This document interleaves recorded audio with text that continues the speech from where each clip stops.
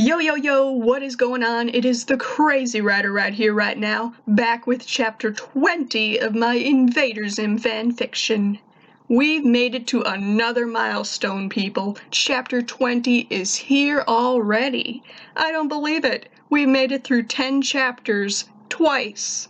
Is this thing flying by, or does it seem to be taking forever? I honestly can't tell anymore. Either way, congratulations to everyone who has made it this far and actually, experienced all 19 chapters before this one. If you haven't, then, why are you here? It isn't that difficult for you to, start from chapter 1. All you have to do is click on that little circle with my face in it below the video, click on playlists, and then it's right frickin' there. That is all it takes. It is literally 3 clicks. No excuses, people. Do I really need to hold your hand through this whole thing? Don't answer that. But fine. If you've seen all the other videos, then we'll get started with this one already. So sit back, relax, and enjoy it all. Right here, right now. Chapter 20. Earn Your Yearn. Apparently they had tracked me by locating the communicator and searching the area around that. I'm talking again, but only when someone speaks to me first. Back to sleeping at the foster parents' house. Thankfully they didn't call my therapist or I would never hear the end of it.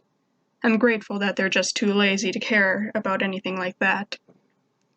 Zim and Dib told me about this little adventure that went on while I was gone that involved Professor Membrane and a robot and some woman named Peg or something. Since my return, Zim and Dib have both become somewhat overprotective of me.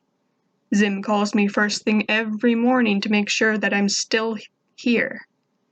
Dib gets all worried if I'm even a few seconds late to class, or he doesn't know where I am at any given moment. This morning, my wrist started vibrating the same as it always does, and I hit a button without opening my eyes. "Liz!" a voice shouted. "The tallest are sending me to train on a military training planet, so I will be gone for a few days. If I pass my training, they will send me a series of weapons that will assist us in destroying the humans. I need you to cover for me at school. Do you understand?" "Mm-hmm," I nodded with my eyes still closed. I haven't been that excited about world domination with Zim since what happened with the pack. "I know it will be difficult for you to live without Zim for a while, Liz," Zim was saying in that egotistical way of his. I opened one eye and looked down at him as he spoke. "Believe me, it will be over before you know it, and I will have returned to your pathetic life soon enough."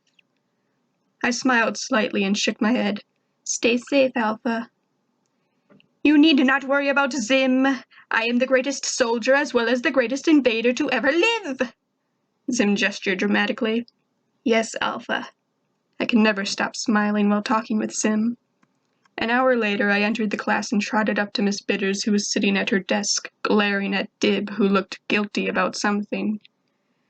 She heard me at her side and looked at me with irritation. "What is it, Liz?" "Zim out town couple day," I said up to the old woman. It wasn't a lie, of course. I just didn't say how far out of town. "Ha," Miss Bitters said. "Too bad it isn't Dib that's gonna be gone." She glared bullets at Dib, who lowered his head in guilt and embarrassment. I must have just missed another one of Dib's little episodes. Later at lunch, I had no choice but to sit with Dib and Gaz. "Let me guess," Dib said with suspicion as we took our seats. "Zim's not really out of town, is he?" "Yes, he is," I told Dib. "Off-planet's still out town." "I knew it," Dib said with a fist. "Well, come on, Liz, where did he go?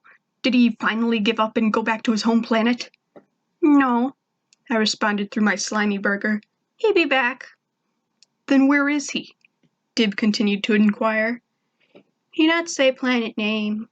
I shrugged. "Another planet." Dib pondered the idea. "Did he say why he was going?" "Yes," I said and continued chewing. "Really?" Dib was practically laying across the table with excitement. "Tell me, what was the purpose?" "Me not tell." I shook my head at Dib. "What? Why not?" "Secret." Sometimes I really hate you know that, Liz? Dib sat back and crossed his arms. Sometimes, I repeated the word with a smirk. Dib rolled his eyes. Whatever. I assume you're coming over tonight? Me not have anything better to do, I answered, glad the subject was changed from this interrogation. Will you two shut up already? I'm trying to play a game, Gaz growled. With that, we had no choice but to end the conversation. A couple hours later, the three of us were back at the membrane house. Dib and I were on the couch, waiting for Mysterious Mystery to come on, and Gaz was in another room. Dib was on the far left of the couch with his pen and notepad handy, ready to take notes on whatever the show had to offer tonight. I was on the far right of the couch with my back paws on the middle cushion and my head resting on my front paw. Soon enough the show began and the host was on screen. Tonight on Mysterious Mysteries. Is this hovering walnut something supernatural, or can it be explained by science? Whoa! Dib gasped, leaning forward. I bet there's something supernatural about that walnut. No walnut should be hovering like that. We interrupt this program to bring you breaking news. Mysterious Mysteries was suddenly replaced by a wide-eyed woman from the news. Aw, man, Dib gestured towards the television with disappointment. The show is just getting good. 19 people have been reported dead after a mass shooting at a random mall in a random city somewhere. The reporter went on, but Dib took the remote and turned the volume down to almost mute. What is wrong with people these days? He was saying. All you see is people killing each other when there's a greater threat in the form of an alien. People should be putting their focus on him, not each other. What do you think, Liz? Dib looked at me from the other end of the couch. I lifted my head from my paw and looked in Dib's direction, but not directly at him. The world would be so much nicer if people only used guns on themselves. Wow, Liz, Dib responded with wide eyes. That's real profound, and not even a hint of broken English. I read words somewhere, I explained. Really? Where? Dib furrowed his brow. Me not remember. I shook my head. A few days later, I was seriously starting to miss Zim. Dib just kept trying to find out from me where Zim went and for what reason. I was beginning to understand Gaz's irritation towards him. By the last full day without Zim, I was avoiding Dib's interrogations by sitting with Gaz when I was at their house and spending less time at their house altogether. I was mostly running around the city hunting for rats and hanging out with the stray dogs. If not that, I was spending my time with Gur. Today I was with Gur. We were in Zim's house, surrounded by scraps of what was once lots of raw meat. The television was on to some show about a boy with a large nose, a creepy blonde girl that reminded me of Gaz, and their Jamaican skeleton friend. I wouldn't have been paying attention, but the voice of the boy with the big nose was so familiar. I couldn't put my paw on it, but I swear I heard that voice before. I don't know where. But where? About an hour after the sun fell below the horizon, I heard the roof above open up and the cruiser land inside. Master's home! Gur cried with delight. Zim soon descended the elevator into the living room, where I hopped out off of the couch and trotted towards him with a smile on my face and my tailbone shaking. Look at this place! Zim exclaimed upon seeing the meaty mess. It's like a pack of liberal zasters decided to feast here. Gur, clean up this mess. Yes, my lord. Gur saluted and then started playing in the meat juice on the ground. Good have Zim back, I grinned up at the Yearn. How'd training go? Pfft, easy as taking a toy from a smeat. Zim took a seat on the couch with a relaxing sigh. I assume the earthlings suspected nothing of my absence. I told Bitters you out of town. I came over and joined him on the couch, curled up with my head just touching his leg and my eyes watching Gur. Dib keep asking questions, though. Ha!